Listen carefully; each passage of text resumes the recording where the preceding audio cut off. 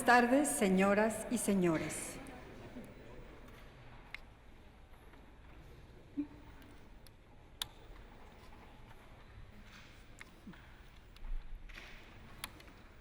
Desde que fue creada hace 29 años, la Cátedra Latinoamericana Julio Cortázar ha sido una muestra de la enorme generosidad de sus fundadores, como sabemos, los escritores Carlos Fuentes y Gabriel García Márquez.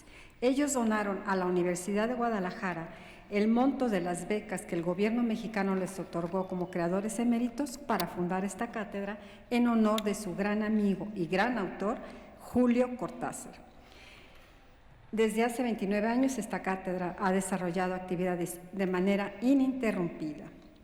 Esta noche es además especial para nosotros, para la cátedra, para quienes organizamos y quienes hemos estado aquí desde hace muchos años, porque hoy damos la bienvenida a nuestro nuevo coordinador general, el maestro José Trinidad Padilla López. Les pido.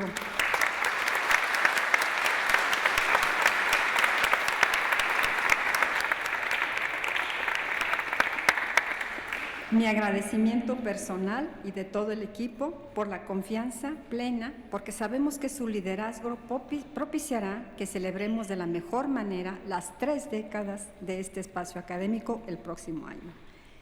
En nombre de las autoridades del Centro Universitario de Ciencias Sociales y Humanidades, CUCH, de la Universidad de Guadalajara, tengo el honor de dar una cordial bienvenida al doctor Fidencio Briceño Chel.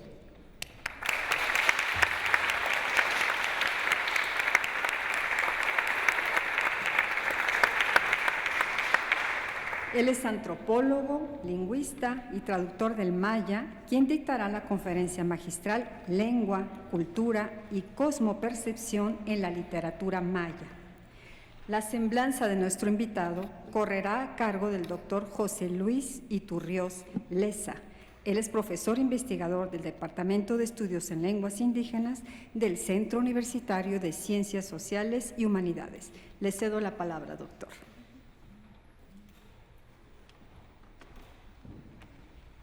Buenas tardes a todos.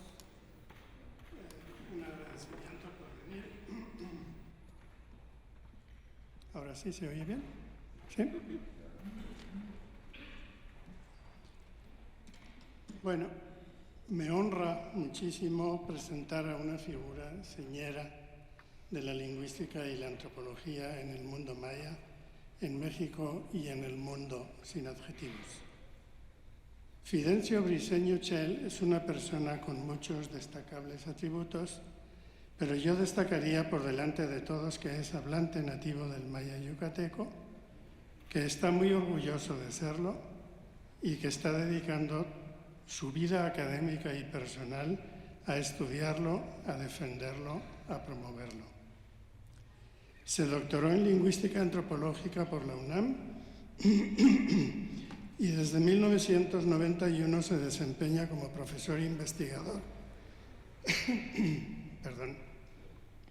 en el Centro INA de Yucatán, o sea, el Instituto Nacional de Antropología e Historia, y como coordinador de la sección de lingüística del mismo. Pero su labor académica no se circunscribe a una institución. En el terreno de la docencia voy a descartar algunas de sus actividades principales. Ha impartido más de 150 cursos, especialmente en la Escuela Nacional y en el posgrado de la UNAM. Ha colaborado en programas de formación de profesores en lengua maya.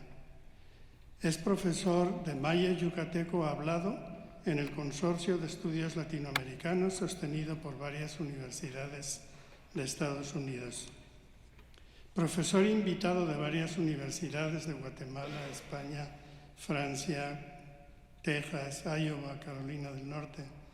Desde 1998 es profesor de Lengua y Cultura Maya en el posgrado en Estudios Mesoamericanos de la UNAM. Desde 1999 es profesor de la Facultad de Ciencias Antropológicas de la UADY, de la Universidad de Yucatán. Desde 1994 ha realizado o colaborado en ayer me enteré, que son por él, que han llegado a que ayer llegaron a 2004 talleres de mantenimiento lingüístico y cultural con jóvenes y niños, distribuyendo más de 120.000 ejemplares de sus libros para niños. Desde 1999 participa como investigador en el proyecto Etnografía de los mayas de la península de Yucatán, desarrollado en el Centro INA de Yucatán. Desde 2019 es director del Centro Estatal de Capacitación, Investigación y Difusión Humanística de Yucatán. Ha producido, en colaboración con el INEA, la DGI, materiales para la enseñanza en lengua maya. Fue coordinador de las normas de escritura para la lengua maya en el INALI en 2014. En 2017 es nombrado director general adjunto académico y de políticas lingüísticas del INALI. Por su defensa de los derechos lingüísticos, en 2021 fue designado coordinador del Grupo de Trabajo Académico Curricular para la creación de la Universidad de las Lenguas Indígenas de México, a cargo del Instituto Nacional de los Pueblos Indígenas. Es colaborador editorial colaboración editorial y periodística en la realización de la revista cultural radiofónica Amigos, Libros, Arte y Tradiciones. Coautor del Catálogo de Lenguas Indígenas Nacionales. Ha publicado más de 50 artículos, más de 20 libros y manuales para difundir y enseñar la lengua maya. Es coautor de diccionarios de maya. Ha traducido al maya obras muy importantes como la Declaración Universal de los Derechos Humanos, la Ley General de Derechos Lingüísticos de los Pueblos Indígenas, la Declaración de la Organización de las Naciones Unidas sobre los Derechos de los Pueblos Indígenas y la Constitución Política de los Estados Unidos Mexicanos. Ha recibido bastantes premios, como el Vicberto Jiménez Moreno, por su tesis de maestría, declarada como la mejor tesis del año. En 2016 recibe la medalla Yuri Knorosov, espero que sepan quién es, el primer descifrador de la escritura maya, un ruso. También recibió el reconocimiento Pánfilo Novelo Martín, que creo que fue tu maestro también, ¿no? Otorgado por su trabajo de preservación y rescate de la lengua maya del Congreso del Estado de Yucatán. A esta lista de reconocimientos se suma hoy el de la Cátedra Cortázar, cuya responsable académica es la doctora Dulce María Zúñiga Chávez, y el responsable, nuestro Trinidad López, que ya fue presentado hace unos minutos. Voy a destacar para terminar las ideas principales directrices que mueven la labor de Fidencio. Las lenguas indígenas son parte esencial del patrimonio cultural de México. Toda lengua viva es dinámica y cambiante. El bilingüismo no daña si es simétrico y equilibrado. El monolingüismo es la fórmula para matar un idioma porque no permite que se expanda y evolucione. Es urgente la institucionalización de la lengua maya. Es importante decretar la oficialidad de la lengua maya en Yucatán. Hay que promover una verdadera enseñanza bilingüe. Es necesario abrir a la lengua todos los espacios comunicativos, empezando por cambiar los paisajes lingüísticos. Es hora de reconocer a los pueblos indígenas como sujetos de derecho público. Y creo que a estas alturas se preguntarán, como yo me pregunto, ¿cómo es posible llevar a cabo este cúmulo de actividades? Yo diría que bajándose de los aviones lo menos posible, aprovechando las horas de vuelo para pulir los textos de las conferencias y restando horas al sueño, aunque no a la vida familiar, porque muchas de estas actividades se inscriben en una especie de empresa familiar a la que su esposa Rebeca, aquí presente, y otros miembros de la familia hacen una gran contribución. ¿De qué está hecho este personaje? Al recibir la medalla Pánfilo Novelo Marín, Fidencio rememoró los consejos que un día le diera su maestro, sentados a la orilla de un cenote. Fidencio, las podría repetir él: nosotros los mayas somos como teas, parecemos apagados, pero si nos agitan, nos encendemos, tomamos fuerza para volver a arder y así revivimos para seguir en la lucha. Yo le dije a Fidencio que si hoy se sentía cansado, yo podría dedicar toda la hora a presentarlo, pero no sería justo. Mejor le cedo de una vez la palabra para que nos imparta una conferencia en maya yucateco, una lengua que todos los presentes aprendimos en la escuela. Muchas gracias.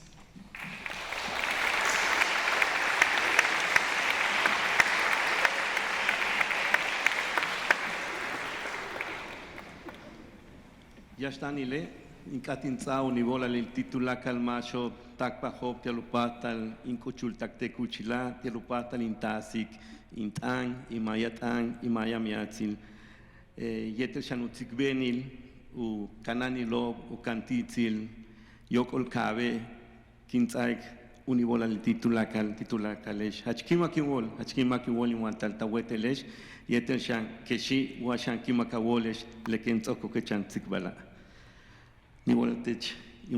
José Luis. Muy buenas tardes. Pues antes que nada quiero agradecer a todas las personas, a todos quienes han hecho posible que este encuentro se dé en esta tarde. Agradecer la presentación de mi buen amigo José Luis y agradecer también a las autoridades que han mantenido esta cátedra latinoamericana Julio Cortázar. Doctora Dulce María, muchas gracias. Doctor José Luis Iturrios, muchas gracias. Doctor José Trinidad, muchas gracias. Pero también tengo que agradecer a alguien que hace algunos años platicábamos en el contexto de la FIL, que habría que abrir este espacio también para las lenguas originarias. A nuestro querido y buen amigo bien recordado, licenciado Raúl Padilla López, que fue con quien inicialmente platicamos de esta posibilidad y hoy se está dando. Y donde quiera que esté, muchas gracias. Bueno, ¿por dónde empezamos, José Luis? Antes que nada quiero decir que parte de lo que ahora vamos a ver o van a escuchar tiene que ver justamente con lo que ha hecho posible que la lengua y la cultura maya estén siempre presentes. Y cómo hablar de la literatura, preguntaba en algún momento, es que justamente no hay que ver la literatura así solita, hay que verla junto con todos los demás elementos que le dan esa manera de ser, la cultura y eso que yo como buen yucaterco le he llamado la cosmopercepción. Y bueno, algo que platicaba en alguna ocasión con el maestro Carlos Montemayor es que habría que ver a la literatura maya y con ella a las demás literaturas con nuevos ojos. Y yo decía, no solamente con nuevos ojos, sino también con otros oídos, con otras visiones, con otros sentires. Y es ahí donde yo intento ver que el sistema de pensamiento maya es un pensamiento mítico y que algunos llamamos logomítico, porque justamente la lógica de este pensamiento viene desde esa manera de pensar en donde los mitos recrean, renuevan y van de manera cíclica contando nuevamente la historia. Y esto pasa entonces de ese pensamiento logomítico a una expresión mitopoética en donde desde el pasado se cuenta el presente a través del futuro.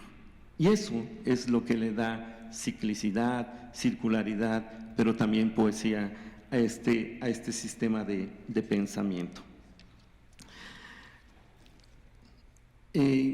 Esto es precisamente lo que en estas expresiones, a través del lenguaje simbológico, adquiere características poéticas, como voy a intentar demostrar. El pensamiento mítico maya tiene como rasgos fundamentales: uno, el reconocimiento de seres o potencias divinas, los creadores o progenitores del mundo. Y justamente en mi intervención en maya agradecía también a nuestros 4 guardianes de las 4 esquinas del cielo el que hayan permitido que aquí estemos. Eso es parte de nuestro sistema de pensamiento y que sigue estando presente. Están las creencias en series sucesivas de acontecimientos cósmicos genésicos que fueron construyendo y se sigue construyendo un mundo maya. La vigencia del sol como elemento importante para nosotros. Cada vez que nosotros despertamos, miramos al sol y entendemos, nos relacionamos con él y con el mundo. La existencia de un ritmo tiempo espacial de carácter cíclico o circular está presente siempre, y aunque no lo querramos, esta manera lógica que nos han enseñado desde el eurocentrismo y ver el tiempo lineal, pasado, presente y futuro, no va con el sistema de pensamiento maya, que es cíclico. Siempre empezamos hablando del pasado y para nosotros el pasado está enfrente, es lo que ya conocemos, y el futuro está atrás. Por eso le tenemos mucho miedo al futuro y tratamos desde el pasado vivir el presente, pero siempre agarrándonos de ese futuro que ya sabemos que va a venir, ¿no? Entonces, la lengua y la literatura mayas viene de ese pasado que no solamente está en la península de Yucatán. Hay que decir que este sistema, este modelo de pensamiento, es parte de la cultura que tenemos en este gran territorio maya que abarca 5 países: todo el sureste mexicano, Belice, el norte de Belice, toda Guatemala, parte de Honduras y parte de El Salvador, que es aproximadamente 325,000 kilómetros cuadrados. Y aquí, en este enorme territorio, es donde se siguen desarrollando, se siguen usando estas lenguas que provienen de un tronco que llamamos el protomaya, y que, como ustedes pueden ver ahí, emerge desde 40 siglos antes del presente. Entonces, cuando nos hablan del viejo mundo, decimos, ¿cuál viejo mundo? Los mayas ya estábamos en este mundo, ¿no? Y de ahí han emergido de esas 6 ramas más o menos 32 lenguas que se mantienen vivas con sus distintas variantes en la actualidad. Aquí podemos ver, ¿no?, un poco para que se vayan compenetrando con la territorialidad maya, cómo también a través de estos regionalismos se fueron dando y se han creado nuevas lenguas, o se han ido desarrollando las lenguas que nacieron de este tronco. Tenemos 6 grandes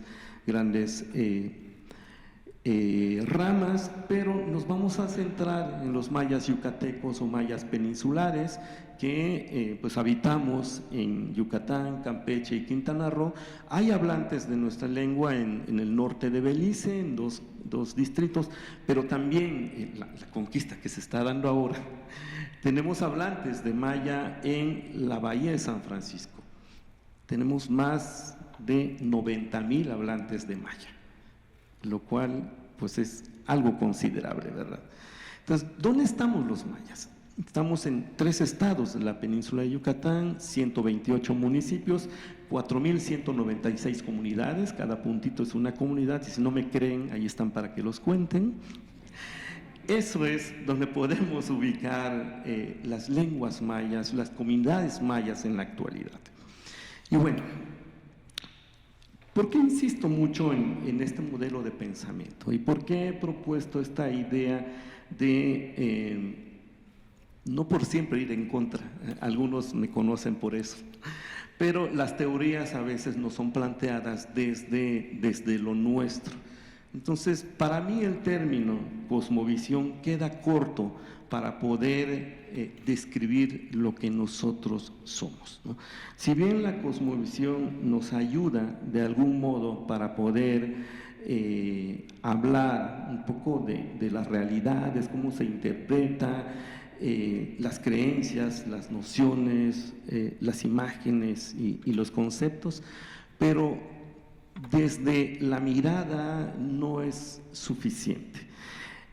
Por otro lado, yo planteo el concepto cosmopercepción, que yo he propuesto desde hace más de 20 años y que felizmente ahora en varios espacios académicos se está usando el término con esta idea de replantearnos quiénes somos, ¿no?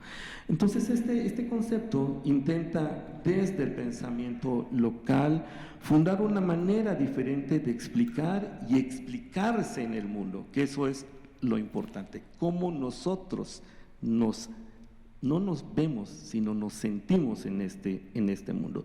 Se trata también de decolonizar el pensamiento y asumir otras miradas, como decía Montemayor, otros sentires, otros saberes de manera integral. Es en ese sentido que vamos de la visión a la percepción total, ¿no? Con un marco de referencia no solo más amplio, sino también totalmente inclusivo. En la cultura maya, por ejemplo, no nos vemos como mayas, nos sentimos como mayas, pero ese sentimiento de asunción de la identidad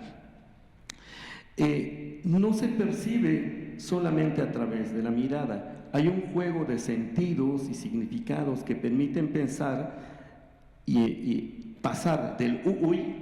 El uy es el verbo que literalmente se traduce como escuchar, sería el primer sentido que tiene esta palabra. Sin embargo, como ampliación semántica, también significa sentir y sentirse a uno mismo. Entonces, cuando nosotros queremos preguntarle a alguien sobre su identidad, sobre su ser, sobre su persona, preguntamos Bishabu Yikaba, es decir, ¿cómo te sientes a ti mismo? Es incluso una forma recíproca, tú mismo cómo te defines, cómo te sientes, ¿no? Y el verbo el verbo que usamos es uy, y ahí vemos que no solamente significa oír, sino significa sentirse. Y bueno, y ahí empezamos a ver también cómo la lengua maya influye en el pensamiento desde el español local. Cuando se traduce esto, decimos, ¿cómo te oyes?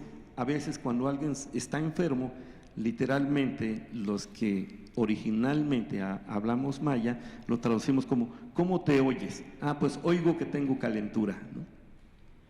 Y entonces dicen que hablamos mal el español. Y ahí es que el pobre español no entiende que para nosotros el razonamiento es diferente. Y de ahí partimos. Entonces, es un constructo semántico-cultural que va del uy, escuchar, desde la ética maya, el cómo nos sentimos y cómo nos ubicamos como parte de un todo, a partir de esta entidad considerada como centro, núcleo o semilla de la persona que se encuentra asociada con la vitalidad, la emoción, la acción, el movimiento, la memoria y la energía individual, pero como un constructo grupal. Entonces, en este Bishaú y Kaba, pasamos en este constructo semántico-cultural que va del uy, escuchar, al ol, al ser interior que se aloja o se refleja en el puxikal, que malamente se traduce como corazón, pero nuestro puxikal no es solamente esto. El puxikal va de aquí para acá y algunos tenemos un puxikal más grande, ¿no? Entonces, eso es nuestro corazón, ese espacio donde se alojan los sentimientos, los sentires y que empiezan a mostrar quiénes somos, ¿no? Entonces, eso es lo que nosotros tenemos. Empezar a escucharnos, empezar a sentirnos desde el interior, alojarlo en el puxikal, y eso nos hace ser personas, unas personas mayas. Esto obviamente pasa a la lengua pasa a la literatura a través de lo que nosotros llamamos TAN, que implica también ver distintos niveles de comunicabilidad. TAN, que también nos muestra otro de esos elementos importantes de la lengua y la cultura maya. La lengua maya es altamente polisémica, entonces una sola palabra puede tener muchísimos sentidos y a veces tiene sentidos que desde el español son contradictorios, pero para nosotros surgen de una misma raíz. Por eso TAN va desde la lengua, nuestra maya TAN, nuestra lengua maya, pero también se puede ubicar en la palabra, al nivel de cada palabra y desde los distintos contextos poder darle un sentido. Y eso nos hace crear también discursos. Todo eso viene desde el TAN, todo eso significaría. Esta suma de elementos, ¿no?, nos sirven también para poder adentrarnos a la literatura y este paseo por la literatura va a empezar desde la época prehispánica.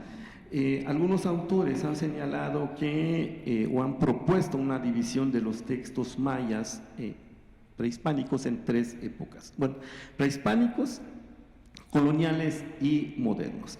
También se han clasificado los textos mayas en 4 tipos: textos jeroglíficos en monumentos, textos jeroglíficos en papel, textos con escritura latina y textos orales. Y todos estos siempre se van a nutrir o se han nutrido y se tienen que nutrir de la oralidad. La expresividad de los textos literarios prehispánicos se nota en la medida en que lo que desde otra perspectiva se llama arte está acompañada de atributos, de signos que le dan una mayor imaginación para verse y sentirse en el mundo.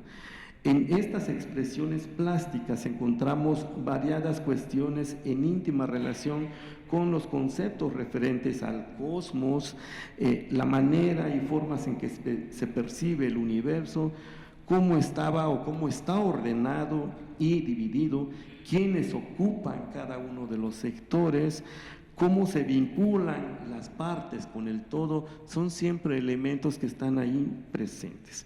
Y bueno, del análisis de las obras es posible acercarnos al panteón, los ritos, los especialistas rituales, los augurios, las fiestas, las penitencias y las ofrendas propiciatorias. De ahí que una característica de los textos prehispánicos es que hagan referencia siempre a la ritualidad. Y bueno, pasamos de el mito, como decíamos, al rito. Y muchos de los primeros textos que están en estas escrituras, en estas inscripciones, justamente tienen una lectura, pero siempre que se presentan a las comunidades, se amplía el contenido a través de la oralidad. Entonces podemos tener estas vasijas, pinturas en cerámica, hay también pintura mural que todavía está vigente y cada vez encontramos más, estelas que hacen referencia a pasajes de la historia, ¿no? Y bueno, ¿qué contiene? ¿Qué lenguaje contiene? Pues bueno, esto que justamente lo hace poético es que entrelaza al menos 3 elementos importantes. Por un lado está la metáfora y a veces hay elementos que no solamente son metafóricos, sino también son metonímicos, y hay algunos que combinan ambas partes y se convierten en lo que yo llamo metametonimias, que son partes integradas al todo que se convierten en metáforas. Y bueno, algo que se nombró como el lenguaje en rebus, que justamente adquiere significación a través de la oralidad. Entonces, veamos un ejemplo de metonimia, cómo una imagen adquiere sentido a través de la ampliación semántica. Entonces tenemos, no alcanza a verse, bueno, la figura ahí, la imagen de Otoch o de Otut, que se traduce como casa. ¿Qué mirarían ustedes ahí? ¿Qué se ve ahí? Es el caparazón de una tortuga.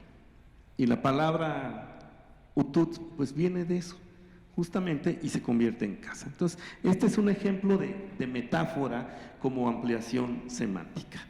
Un ejemplo de metonimia es tzap, que es solamente el cascabel de la víbora y se utiliza para nombrar a la serpiente. Esto es mucho más común, ¿no? Pero tenemos este otro que puede convertirse en una metonimia.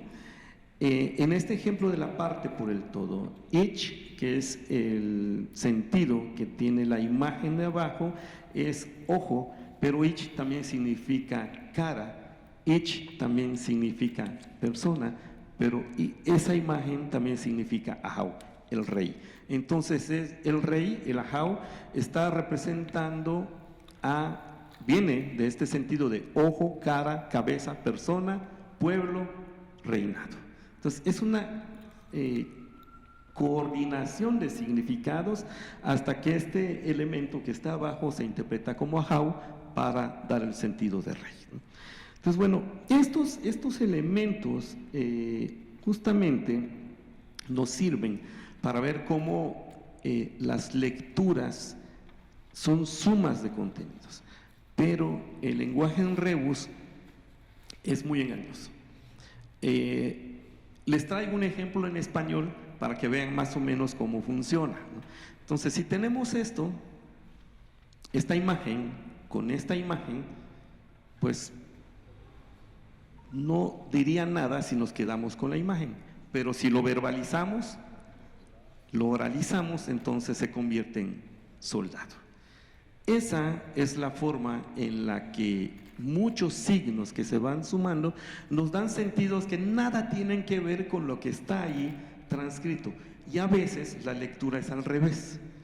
Por ejemplo, Ishim, que significa maíz y significa vida, leído al revés, y Imish significa muerte.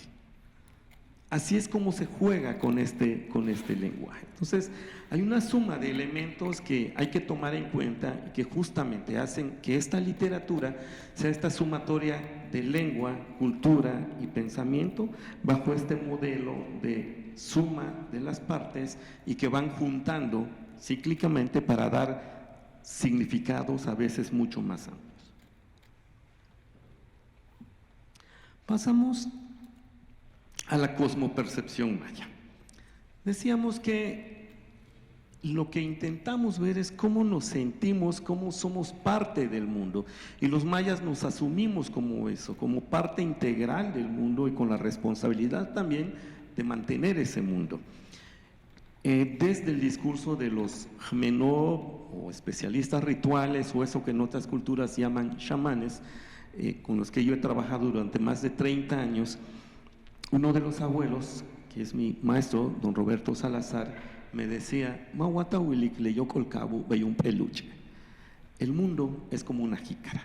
El mundo es una jícara partida por la mitad, y por eso, desde la cosmopercepción maya, las cosas vienen divididas en dos. Y así, muchos conceptos desde el punto de vista occidental pueden estar en oposición, pero desde el punto de vista maya son complementarios. La noche y el día no son separados, forman parte de una unidad, hombre-mujer o mujer-hombre, como quieran verlo, inframundo-cielo, frío-caliente, fuego-agua, son parte de un continuum de significado. Y así, para los abuelos, este es el mundo, es la jícara partida a la mitad. Y bueno, no tiene nada que ver este mundo dualista con esta división entre el cielo y el infierno.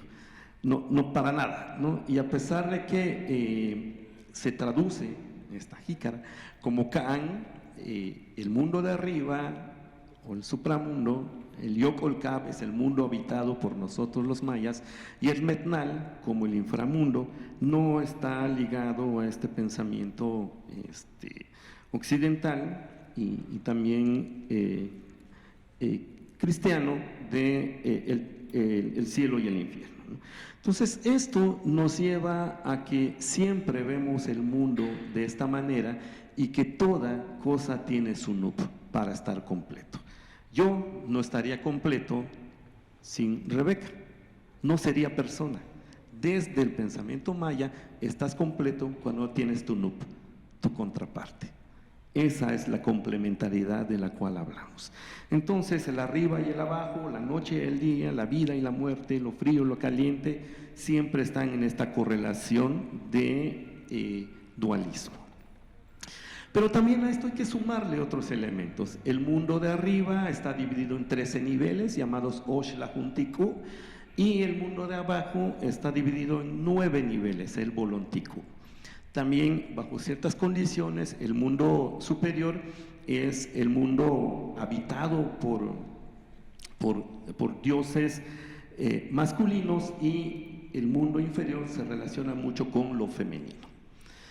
Bueno, esto nos empieza a dar algunos elementos, el 13 como elemento importante, el 9 como elemento importante, que van a estar presentes siempre, ¿no? Y en esta idea del mundo vemos que en medio está la ceiba madre, que une el arriba y el abajo, y por donde transitan los seres protectores, nuestros dioses. También, y es a lo que me refería al principio, nuestro mundo está soportado y está protegido por 4 seres que en la época prehispánica tenían otro nombre, en la época colonial otro nombre, pero como quiera que les llamen, Yumtziles, Bacabes, Acuches o como sea, son 4 guardianes de las esquinas del cielo que están protegiéndonos. Y metafóricamente cada uno de estos tiene un color respectivo. El rojo corresponde al este, el negro al oeste, el amarillo al sur, el blanco al norte y el verde al centro. Y de aquí, esta visión del mundo habitado por estos 4 seres nos lleva también a otro elemento. Cada punto cardinal tiene un color, así que Lakin, rojo, Chikin, negro, bueno, lo tuve que poner en gris, Shaman sería blanco, Nojol, amarillo, y Chumuk, el centro donde se asume la persona, es verde. Y bueno, aquí, Lakin, ¿qué creen que signifique? Norte. Pues no. Justo, esto es la parte de la cosmopercepción a la que yo me refiero. ¿Y por qué nosotros, cada vez que amanece, buscamos a Kin? Kin, ese morfema ahí, es el sol. Nosotros nos ubicamos viendo al papá sol, entonces miramos al este. A la izquierda siempre vamos a tener el norte, a la derecha siempre vamos a tener el sur, y atrás vamos a tener al oeste. Así es que nosotros nos ubicamos. Por eso siempre digo, nosotros los mayas estamos orientados, los occidentales están norteados. Estos puntos cardinales tienen obviamente esta visión que nos han heredado los abuelos, y en nuestra cosmopercepción solo miramos 5 colores. Cuando yo enseño maya siempre hay alguien que me dice: maestro, ¿y cómo se dice fuchsia? Fuchsia no existe. Nuestros colores básicos son estos 5 que ustedes ven: Chak, rojo, Yaash verde, Ek o Bosch negro, Sak blanco y Kan amarillo. Y no es que seamos pobres en colores, sino porque nosotros nos basamos con ese modelo de vernos en el mundo. Esos son los colores que nosotros vemos. Y así es como hemos aprendido, ¿no? En esta lógica de lengua, pensamiento y sociedad. La lengua es un reflejo obviamente de la manera de pensar. En el habla se manifiesta de manera mucho más clara. La tradición de la oralidad está vigente siempre para apoyar este modelo de pensamiento. Entonces, cuando nosotros hablamos, también depende de con quién, cuándo, cómo, dónde, para qué, porque eso cambia el lenguaje. Entonces, un primer nivel sería el del Tan o el del Tzikbal, es el habla cotidiana.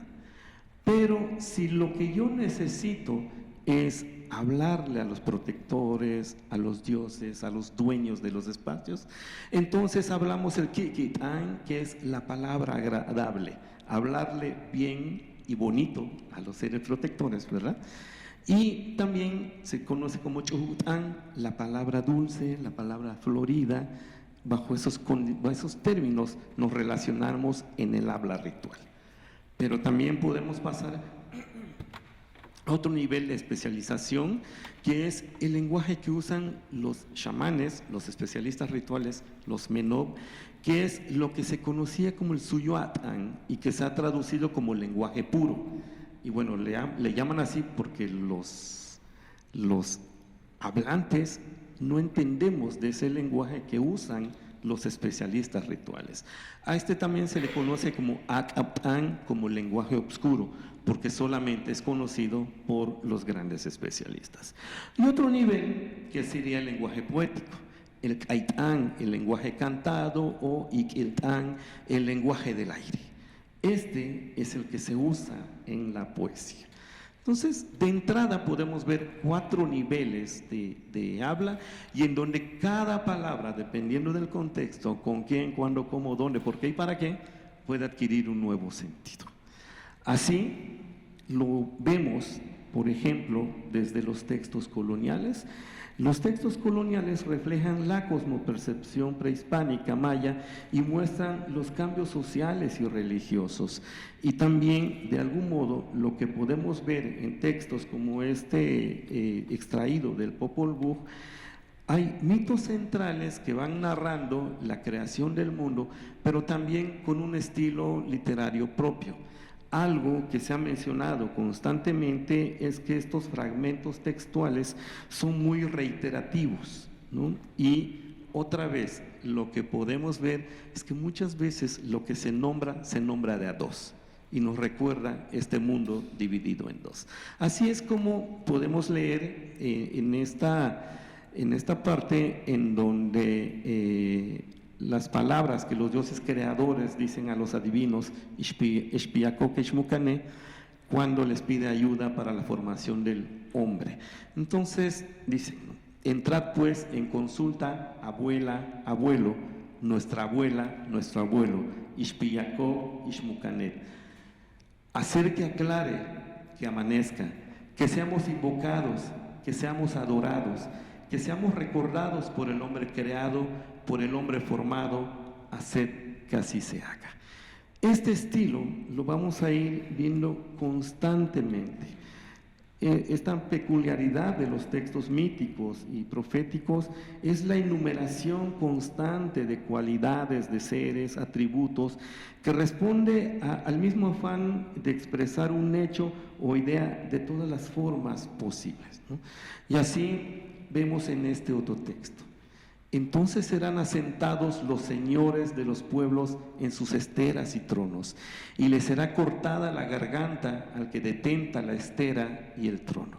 El jaguar del pueblo, al jaguar rojo, al jaguar blanco, al jaguar negro, al jaguar amarillo. Y bueno, aquí hay un juego de palabras. Obviamente en maya, jaguar, la palabra que se traduce como jaguar, es la palabra Balam, que también significa guardián. Entonces aquí no están hablando de un animal, no están hablando del jaguar, sino ese jaguar que representa al guardián. Y aquí no es un jaguar rojo, ni un jaguar blanco, ni un jaguar amarillo, sino al guardián del este, al guardián del norte, al guardián del oeste y al guardián del sur. Entonces, a través de este lenguaje metafórico, donde aparecen los colores y este elemento polisémico, muchos especialistas se han perdido y piensan en, por ejemplo, que son animales, que son jaguares, los que ahí son muertos, ¿no? Entonces, en el Popol Vuh se intercalan además oraciones y fragmentos que se pueden considerar de carácter didáctico, como los consejos que dan los primeros hombres creados, ¿no? Y aquí podemos ver: oh tú, hermosura del día, tú, huracán, tú, corazón del cielo y de la tierra, tú, dador de las hijas y de los hijos, vuelve hacia acá tu gloria y tu riqueza. concédeles la vida y el desarrollo a mis hijos y vasallos, que se multipliquen y crezcan los que han de alimentarte y mantenerte, los que te invocan en los caminos, en los campos, a la orilla de los ríos, en los barrancos, bajo los bejucos. Por otro lado, la literatura retoma el discurso de los rituales de paso como un elemento importante que se fue dando desde la época prehispánica hasta la época colonial, en donde a los guardianes se les hacían pruebas para ver si ya estaban preparados. Llegada la colonia, se transforman estos rituales y se convierten en rituales de paso a través de acertijos, ¿no? Y aquí recuperamos uno. Bueno, vamos a ver dónde quedó el acertijo. Bueno, vamos con esto, vamos a terminar con el Popol Vuh y pasamos a esto. Entonces, dale a sus hijas y sus hijos que no encuentren desgracia ni infortunio, que no caigan, que no sean heridos, que no encuentren obstáculos ni detrás ni delante de ellos. Concédeles buenos caminos, hermosos caminos planos.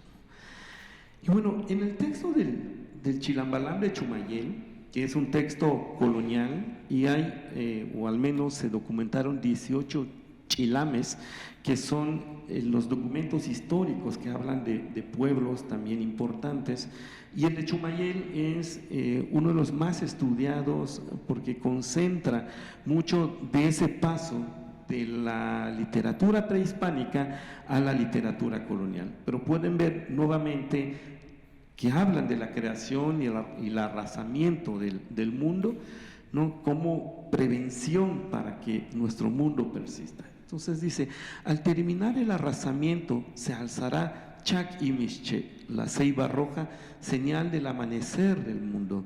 Se alzará también Sac y Mishche, la ceiba blanca. Se alzará también Ek y Mishche, la ceiba amarilla, señal de aniquilamiento. Se alzará también Can y Mishche, la ceiba amarilla. Se alzará también Yash y Mishche, la ceiba verde, en el centro de la provincia. Ella es la que sostiene el plato y el vaso, la estera y el trono, perdón, de un error ahí, de los atunes que por ella viven. Y bueno, nuevamente, y esa es la idea que persiste en la actualidad, que nuestros abuelos están en reposo, esperando, porque saben que va a llegar un momento de aniquilamiento de este mundo, y entonces, Chac y Mishche, Sac y Mishche, que están en reposo, volverán a levantarse y el mundo maya volverá a florecer. Esto se viene narrando desde el Popol Vuh, está en los libros del Chilambalam, ¿no? Y otra vez los colores, y aquí ya no es Balam, sino Imish, que les decía, Ishim es vida, Imish es muerte, ¿no? Y bueno, es el árbol de la muerte, es la ceiba que volverá a renacer. Todos estos conocimientos se recuperan a través de las pruebas que se hacen. Estas pruebas son a través de acertijos, a través de adivinanzas. Y esta es una de las documentadas en el Chilambalam de Chumayel, y dice, este es el primer acertijo que se les hace. Se les pedirá la comida. Traedme el sol, dirá el Jalachuinic, jefe de los batabes, los del hacha. Traedme el sol, hijos míos, para tenerlo en mi plato, hincada de tener la lanza de la alta cruz en el centro de su corazón, en donde tiene asentado a Yash Bolom, jaguar verde bebiendo sangre.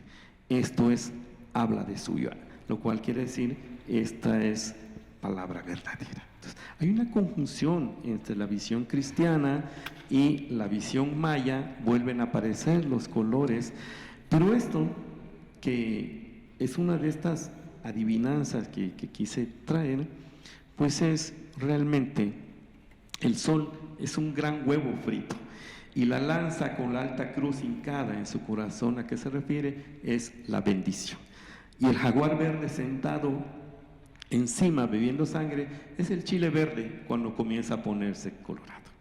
Entonces, estos que eran rituales adivinatorios en la época prehispánica se convierten en una especie de juegos en la época colonial.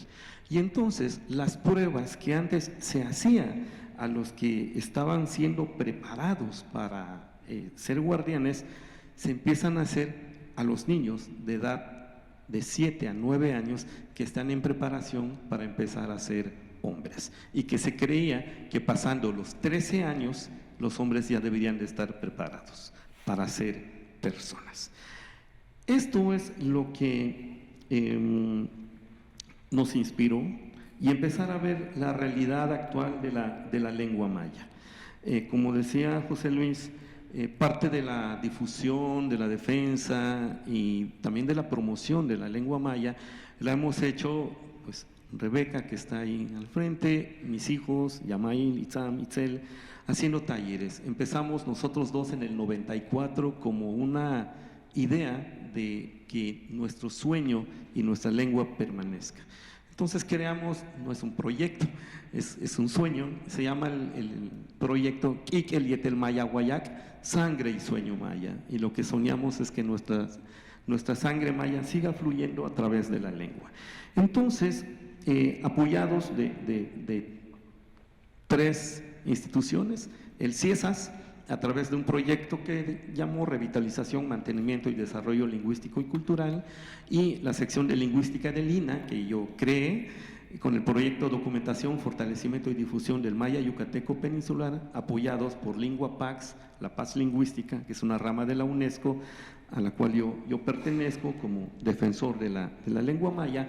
Empezamos a trabajar adivinanzas, porque eso es lo que mostraría que todavía mantenemos nuestro conocimiento.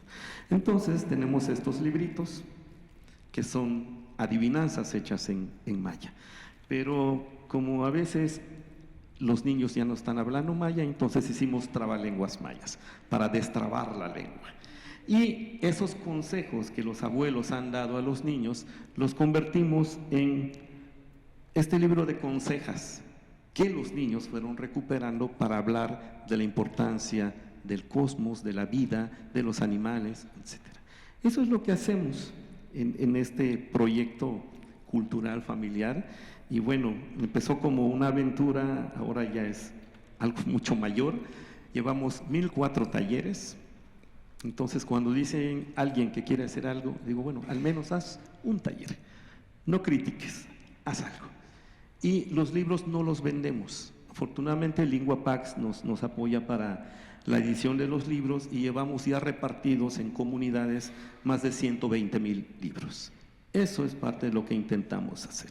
Y recuperar cuestiones que están ahí, pero que se están perdiendo. La lengua maya, a pesar de ser la variante lingüística más hablada en todo México, está en zona de riesgo, ¿no? Entonces tenemos el libro de adivinanzas, que además este es un ejemplo y es un modelo de lo que yo quiero hacer y que esperemos que más gente haga. Está en maya, está en español, está en tzotzil, que es otra lengua maya, para ver la diferencia entre una y otra, está en inglés y está en francés. La idea, el sueño, es que la lengua maya esté al mismo nivel de esas otras lenguas del mundo. Y bueno, hay otra versión que está a todo color. ¿Y qué contienen estos? Justamente lo que contiene es esto que hemos aprendido a través de la cosmopercepción. Entonces, empezamos el taller.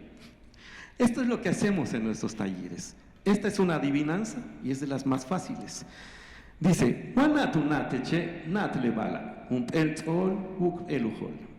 si eres adivinador, adivina esta adivinanza.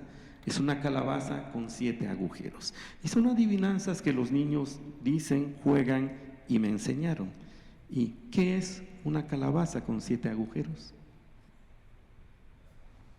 Ahí está, Paul, la cabeza. Muy bien, después pasas por tu libro. Sí, de verdad. Bueno, así jugamos con los niños. Es la cabeza. Otra adivinanza, esa fue bastante transparente, ¿verdad? La siguiente es Natle bala palen upache utan utane upache. Adivina esta cosa, niño. Su espalda es su frente es su espalda. También está muy fácil. La hamaca. La hamaca puedes ponerlo como sea y siempre va a ser la hamaca. Pero bueno, hay unas que sí son más complicadas si no las pensamos en maya. Dice, Nat le bala palen, juntul kulukbal mak sansa maltusolan kilopach. Adivina esta cosa, niño, es una persona sentada a la que todos los días se le pela la espalda. Y bueno, si uno no conoce la flora, difícilmente podrá adivinarla. Es el chacá, es el palo mulato y es un árbol que se va descascarando todos los días. Pero aquí empieza la cuestión de la cosmopercepción. Juntul Mac es una persona.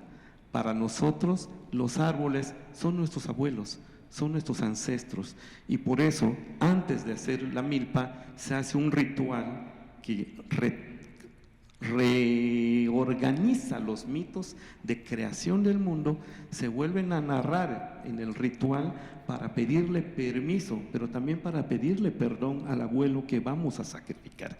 Esos son los sacrificios, no es la muerte de la persona. Esto de los sacrificios humanos es una muy mala interpretación que algún otro día les voy a contar. Pero bueno, entonces es un árbol, es una persona para nosotros. Y así pasamos otro.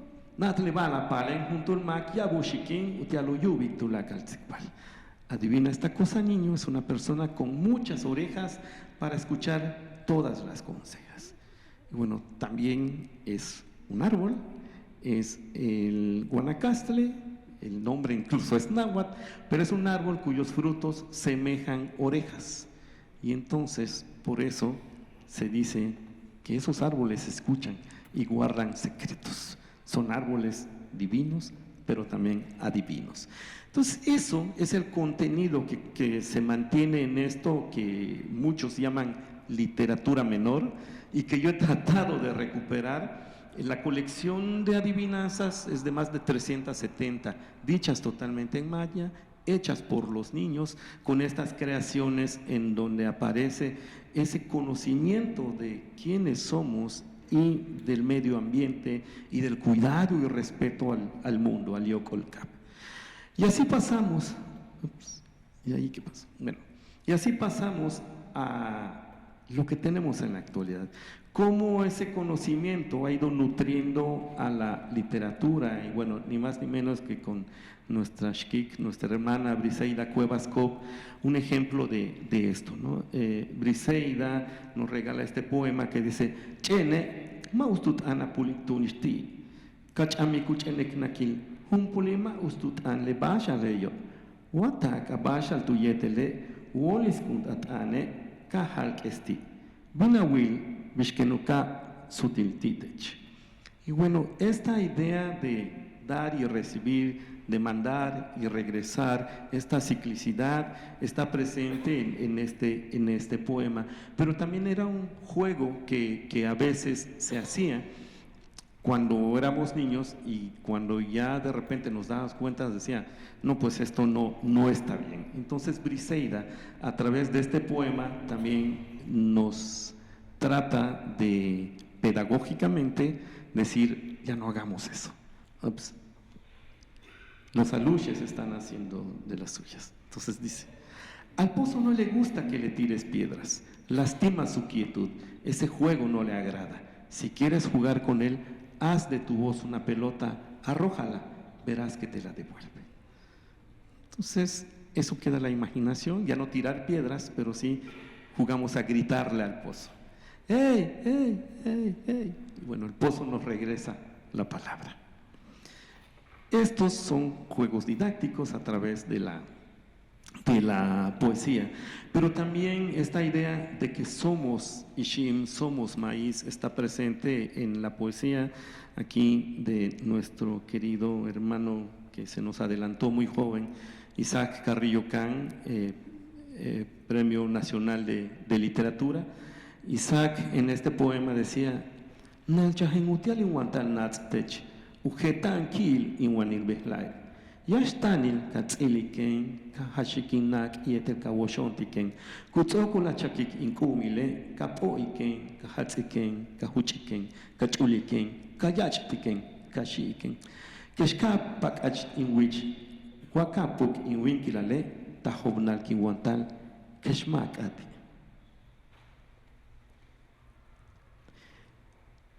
Me convertí en elote para estar cerca de ti. Cuánto disfruto estar así.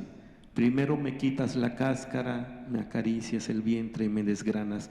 Después de hacerme nixtamal, me lavas, me escurres, me mueles, me mojas, me amasas, me extiendes. Aunque palmees mi cara o diluyas mi cuerpo, estaré en tus entrañas, aunque no quieras. Un poema al maíz, pero en particular a la tortilla. Pero también, bajo otras condiciones, es los inicios de la poesía erótica en maya hecha por Isaac. Y bueno, estamos viendo de maestro en maestro. Otro de los grandes maestros, el hermano Feliciano Sánchez Chang, en este poema, en donde nuevamente regresa a los orígenes, a estos elementos simbólicos, culturalmente representativos, dice: Teliklich yashe tushkachuital apalal, wakabisiko tawignal, mailik anak uyihobo ina. Tenabakel nupik oshlahunuyal al kaan, yetel bolonguyal al metnal, tushkushimbal pishanob, tenuyim ushlowayan al, tushkuchuch len nushib, kuhayik usakil upol, tukantitzil yok olkab, yetel kushimbal chaknul, takanin utialka buking yetel ukhay la wicho. Titena kumbentma ukustalapal al inna, tiyan upechako tinake, ten shiasche. Y bueno, esta es la traducción. Soy la ceiba sagrada donde penden tus hijos, madre, si los reclamas a ti antes que sus granos sazonen. Soy la vértebra que une las 13 capas del cielo y los 9 niveles del inframundo, donde transitan los espíritus. Soy los senos de tu hija, madre, donde amamanta el anciano que dispersa sus canas en los 4 rumbos del universo y camina desnudo por tus cielos para que los arropes con tus lágrimas. A mí me encomendaste la vida de tus hijos, madre. En mi trono se ven las marcas de sus pies. Soy la ceiba sagrada. Entonces, con Feliciano recuperamos esos elementos simbólicos que nos hacen ser y nos mantienen como mayas, ¿no? Pero también hoy día le hablamos a nuestra propia lengua porque consideramos que es un elemento que nos sigue haciendo ser. Mucho de lo que de la naturaleza, de la cultura, de la cosmopercepción vive es justamente por nuestra lengua. Entonces hay varios poemas dedicados a la lengua, pero bueno, aquí tenemos uno que dice Chikulil Kushtal. Chenshikint uhum yung ike, utiala wuyik tupach uhumutan, tumen ike, ubak kushma utan, uyol, upuksik al mayakah. Map atikuman chembeyo, tumen lesutukil kubino, kubisik kushtal, casa, yetel chimpolal. Mayat ane, uchikulal kushano, uhumit ane, umus ik inchibal yantimpach, upek olalin kahal. Uyah ola impuksik-al, ukimak olan shan, chembale lak, mautubul teche, ukuchi mayat ane, tiyam tusutukiluhum, uman, ushiknal, umentik behovilt an, kuyesik, uchikulal kushtal. Bueno, este poema fue ganador de un premio en uno de los festivales de poesía, y bueno, lo escribió un tal Fidencio Briceño. Y dice: señal de vida. Escucha bien el murmullo del señor viento para escuchar detrás el susurro de su voz, porque el viento carga enrollada la frente, el ánimo, el corazón del pueblo maya. No lo dejes pasar así nada más, porque al instante que se va lleva vida, recuerdos y honor. La lengua maya es señal de que estamos vivos. El sonido de mi voz es el susurro del viento, mi estirpe, mi espalda, la incertidumbre de mi pueblo, el dolor de mi corazón, así como toda su emoción. Solo que, hermano, no borres de tu mente que el sitio de la lengua maya está en el instante que suena, que emana, que vuela, haciendo caminos de palabras que muestran la señal de nuestra existencia. Y eso es uno de los gritos de batalla nuestros. Mayat ane uchikulil kushano. La lengua maya es señal de que estamos vivos, y mientras la lengua maya siga fluyendo, estará también nuestro mundo vigente. Entonces, hablar de la literatura maya es rememorar esos paisajes de cómo se creó el mundo según nuestros abuelos. La literatura maya es expresión cultural, es manifestación de la identidad, es puente entre el pasado y el presente, pero desde esta manera cíclica, circular. También es un medio para la continuidad de la lengua, la cultura, lo maya. En la cultura maya convergen los límites de los mitos y los pronósticos. Muchos de los llamados cuentos son realmente actualizaciones de los mitos a través de los rituales y que se cuentan tradicionalmente para recordarnos quiénes somos. En los textos literarios mayas, tanto míticos, proféticos, prehispánicos, coloniales, como actuales, la enumeración de cualidades, como hemos visto, de seres, de atributos, etcétera, responde al mismo afán de expresar un hecho o idea en todas las formas posibles, o describiendo todos los detalles. Eso es una constante y nosotros describimos hasta el cansancio. A veces esas repeticiones y las enumeraciones tornan monótono el texto cuando se traduce al español, porque no fueron pensados para estar en español, justamente, ¿no? Pero esa monotonía en maya, la reiteración, siempre está impregnada de un hondo sentido poético que comunica la elevada sensibilidad de la lengua maya. Esto puede advertirse también en una estructuración que de forma paralela va aparejando las palabras, las frases, las oraciones que en conjunto forman un sentido global del texto, lo cual se acerca a la idea de la formación del todo por las partes o de la división bipartita del mundo según nuestros relatos míticos de creación del mundo maya. Por todo esto, decimos que los textos orales o escritos mayas contienen un elevado sentido de formalización y sofisticación que no dejan de lado el sentido estético con un lenguaje especial que junta palabra, pensamiento, cosmopercepción y sentimiento. Yumbotik Tesh, Diosbotik Tesh, Nibolal. Muchas gracias.